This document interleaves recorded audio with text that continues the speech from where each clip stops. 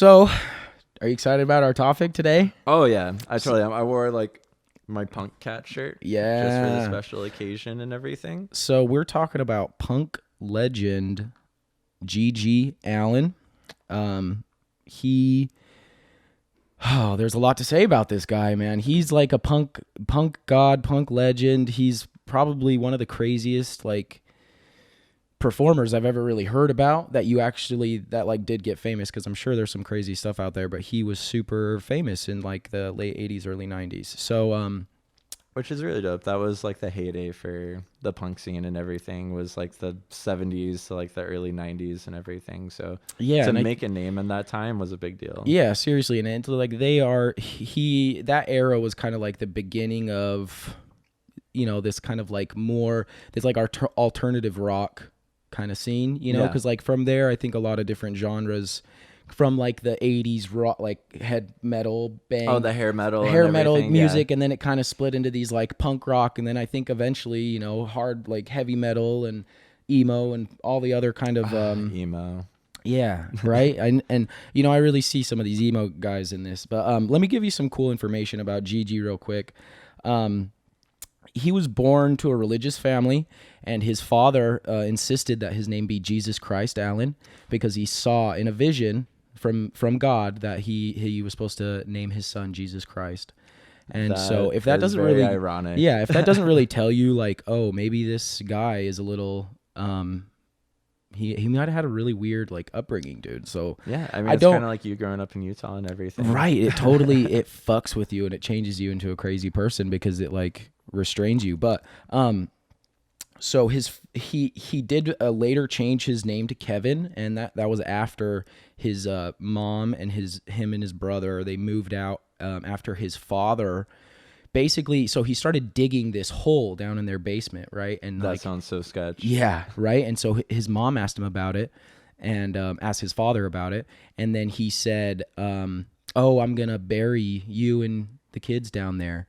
And so, what the fuck? After that, like he was threatening to commit suicide and take the family with them, so they left after that. It's always those uber religious guys right. that are always so psycho. Anybody that names their child Jesus Christ is probably a crazy person. I believe that wholeheartedly. Oh yeah, for sure. So after that, I mean, once he broke away from his father, he kind of had, he didn't really have a regular childhood. He had a band with his brother, Merle.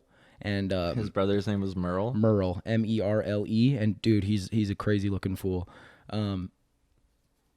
Sorry, my nose. I didn't want to like bink.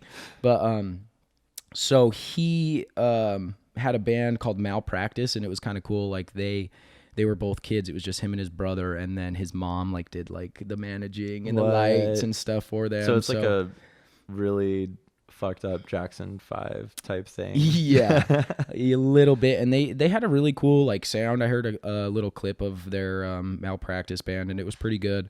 After that, he joined a band called the Jabbers. His brother was in a different band at the time, but the Jabbers were pretty good. There was actually a song that I wanted to share with you guys. It'll be in a link somewhere, probably in the description. But it's called Dead or Alive by the Jabbers, and it's really good. Yeah. Like, I was really surprised. It has that like cool like punk sound. It kind of reminds me of like Sex Pistols a little bit. Like it has that like choppy like beat, and it's really good. And you can tell, like, I love the recording that I listened to, because it sounded like it was coming off a vinyl or something, or like a cassette. I love that kind of sound. It had such a cool sound. So for some reason it just gets you more involved when it has that vinyl sound, because a lot of my vinyls I listen to, I get way more into it because it has that like kind of scratchy, but like just like an old style that you can get more into. Right. It totally has like a different sound and vibe, and it like vibrates. I don't know. There's something about vinyl. But good vibes, bro. Yeah. I'm liking your vibes, bro. Yeah, dude. You can feel those vibes, dude. Stop bringing my vibe down, dude. Oh my God. We did this whole thing at our job where one of the servers, every single time we would just, when she came to the window, we just sit there and be like, "You're bringing down my vibes, dude, bro. Bringing like, down the vibe, bro." Oh, and she hated it. So one more song. So eventually Gigi ended up in a band or in his own band. Like he traveled through a couple different bands. Like he was always the head, like what is the face of a band? Like a frontman. Frontman, that's the Yeah. word. So he was like face man. He was the face man, but he was the front That man. sounds terrifying. Yeah, dude. I mean, just you wait. I can't wait to tell you about the crazy stuff that he did. But he his final band that he ended up with, him and his brother were in it with another guy named Donnie. And they changed out different guitarists and stuff throughout the time that they played together. But they were called G.G. Allin and the Murder Junkies. That's a pretty dope name, actually. Yeah, they're really good, and they still play today. Merle and Donnie, they rotate through singers and stuff, but they're still playing. What, like 60s, dude, 70s? Yeah, they're super old. But they're one of their, I guess my favorite song of theirs is it's called "Bite It, You Scum" by G.G. Allin and the Murder Junkies.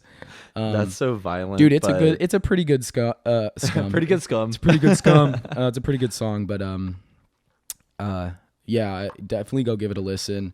They have some really good music, but the music really isn't what made them shine, you know? So what really made G.G. Allin famous is like his craziness, you know? I feel like that was the thing for a lot of early punk bands, because when I think of the Sex Pistols, I don't necessarily think of just their music. I think of all the things they did outside of the music scene, like, you know, Sid and Nancy, right? You know, the fact they have a whole movie about their relationship and everything, and just how like wrecked they were at every show, and right? Like, you know, how they were destroying, vandalizing the rebellions and right. stuff like that. Yeah, and I think that's just like, that was whatever that era was about. They were, man, they go fucking hard. They did, and shows aren't like that anymore. You know, you get a few, like, you know, maybe like metal shows or like some underground punk shows where like you'll go into a pit and you'll just get schmucked. Oh yeah, like, dude.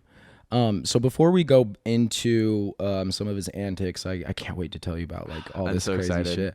We're gonna do our second booze review, so let's finish up these drinks and go on for the next one. You know, I feel like I've got a decent head start on you there. I know. I tried. Buddy Did you see me pal. try to like get in some quick sips in there? So I was like, oh, I gotta hurry. Trying to be all like ninja about it, but you know, you're kind of slacking right now. I'm trying, dude. I'm telling a very epic story about a very epic man, and alcohol's gonna have to wait. Jesus the Christ. Oh, really quick note. He got his name Gigi because when he was a baby, his little brother Merrill couldn't say Jesus, so he called him Gigi, and that was his nickname from then on. So he had the name Jesus, Kevin, and Gigi. So see, I'm glad that my cousins or brothers didn't never call me by words I can't pronounce, because I can't say helicopter. I said hop to doo doo. Hop to doo doo. So like, look at that. My family just called me hop to doo doo for the rest of my life, I probably would be scarred. Can we change your like online name to Hop to Doo Doo? I mean, maybe we can talk about it. Let's make an alter ego. Like, we can put it up to a vote. If you're watching this and you want to call me Hop to Doo Doo, like, subscribe to hopefully Tanner here, and then you know, we can chat about it. Yeah, we can figure it out. Community vote and everything. Maybe we'll give you an OnlyFans, dude. I'll do an OnlyFans called Hop to Doo Doo, and I will sell you pictures of my cute ass dog. Oh, that turned a corner, dude. I was like, what is gonna happen? I know. I went like more towards the PG-13 route. Like, Yeah. I'm not gonna be like all of our coworkers are talking about selling feet pics. Oh yeah, well, it's because we live in a recession. We're living in a time of low economic value, dude. You have to high quality feet pics. Exactly, apparently. dude. Pay for those Not feet that I've pics. looked. Okay, so anyway, Finish your beer, bro. oh, keep talking to me. Well, yeah, I'm talking to you so that you could finish your beer. Like, I'm not seeing any chugging, really. You look like a big ass baby with a giant sippy cup. So this beer, I really hope we got that. This beer is way better sipped than it is chugged. I don't know. I can chug it, but then again, you know, some of us are adults here and don't have sippy cups when we drink beer. That is for practical purposes, okay?